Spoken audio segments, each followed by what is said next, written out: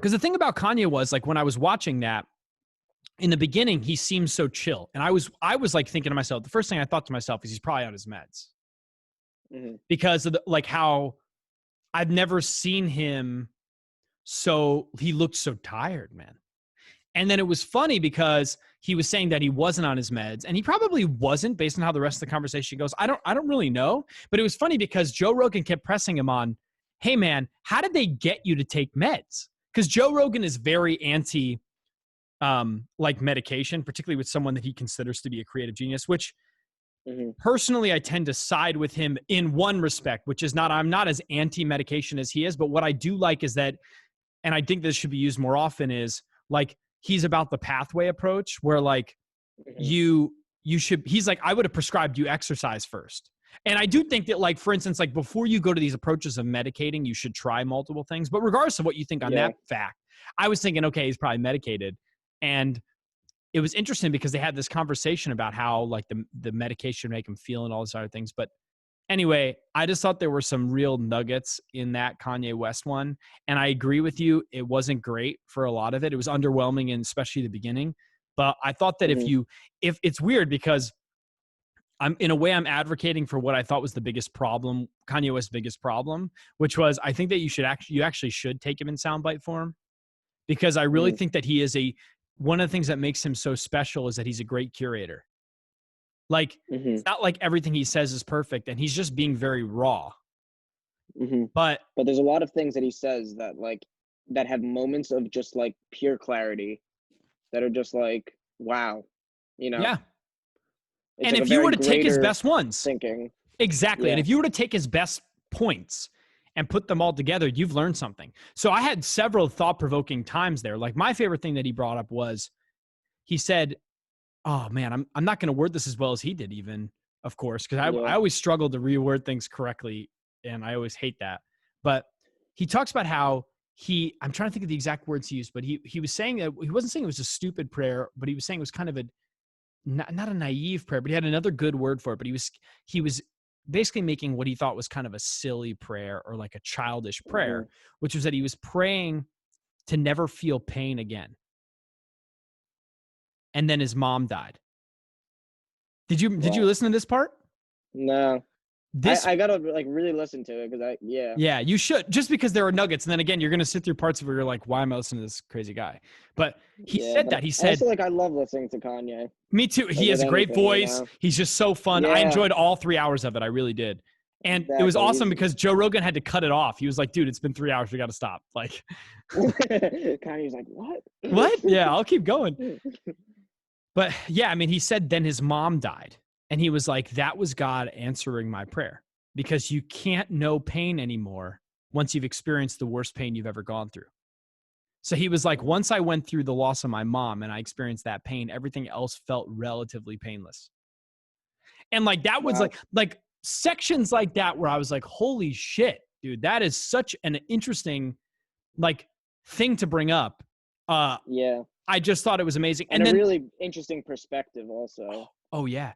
And his relationship with God is fascinating, because obviously he's done the churches and, Sunday service, but it's so interesting.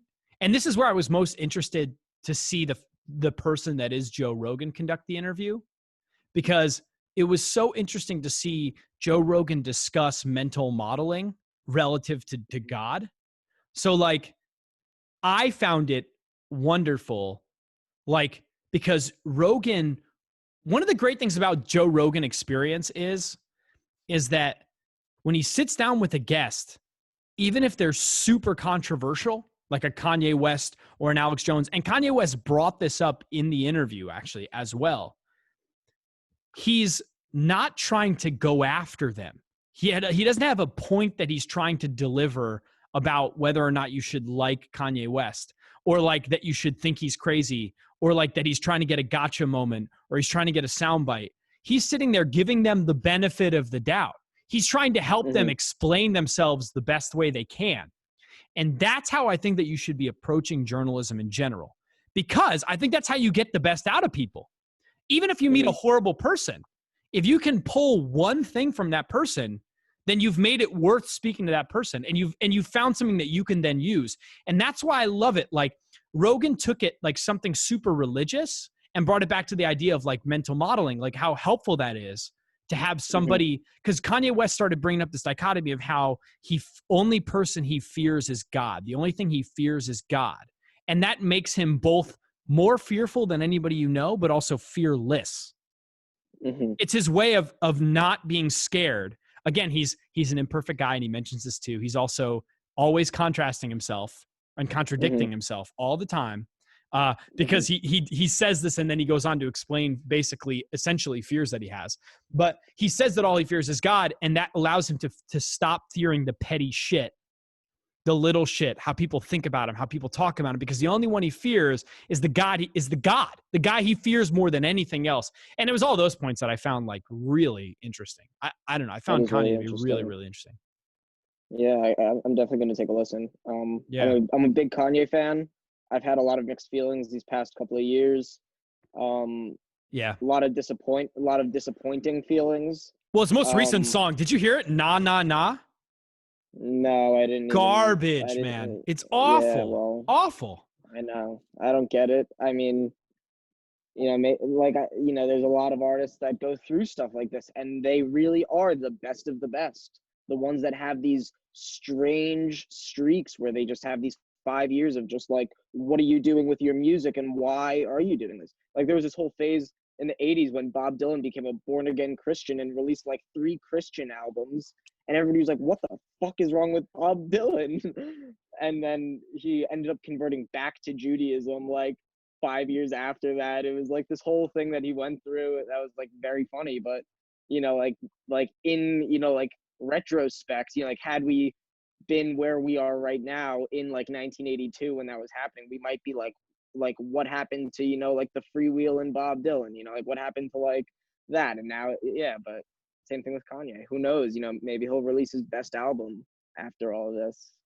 And that's such an interesting comparison to draw, because it's this tough thing, and it's the same thing where it's like, one of the things I love about these creative geniuses is about how they're always re-articulating themselves, and like they're able to find these new parts of them, and they're just always re-emerging as a new type of person. And they're fearless.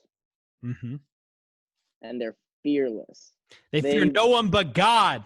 But yeah, but it's that constant reevaluation and fearlessness of, because what most people are trying to do, especially when the incentives when you're commercializing music to appear to be this way, but like part of the problem is it's like a process where you're trying to find your voice.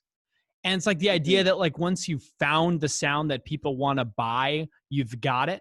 But I love, it's like all the best bands found their voice. Like they found commercial success, but they didn't stop innovating. Like it was just, it was just one part 100%. Of the trip. They like were, like chameleons almost with the times. And I mean, like someone that I literally talk about all the time with this is Lou Reed, and how like he had this really like proto punk type of sound that was just like really raw, and like just like it was very innovative for the time, but like it was not commercial at all. Then he became like pretty famous in the 70s, and then in the 80s he had like a string of like new wave type of albums that were like some of the best he'd ever done. And it was just like, it was another example of how like the really great artists can like you said, what was that word you said? I already forgot. Like reinvent, like, probably. I think it was reinvent. Yeah, like reinvent, like exactly. Like they don't, and their sound just never becomes stale. David Bowie also did it. Yeah. Yeah. Yeah. I mean, everyone down like to the Beatles has done it, and it's like all the greats. I mean, and all the greats. And then the thing is, that same creativity, that same continuous build and reinvention also leads to sections of time that you won't like. You know what I mean? Yeah, but it leads to periods of time that you might not like about the artist as well. That's the thing. I mean, like if you're going to be constantly evolving yourself and constantly creative, there's going to be times when you're not going to like it. Yeah, definitely. And that was so interesting. And there's so many artists that like, at that time, fans would say like, oh, they're selling out, oh, they're doing this, oh, they're doing that. But then now that you look back on it, you're like, wait a minute, like they were actually just like being the greatest artist ever.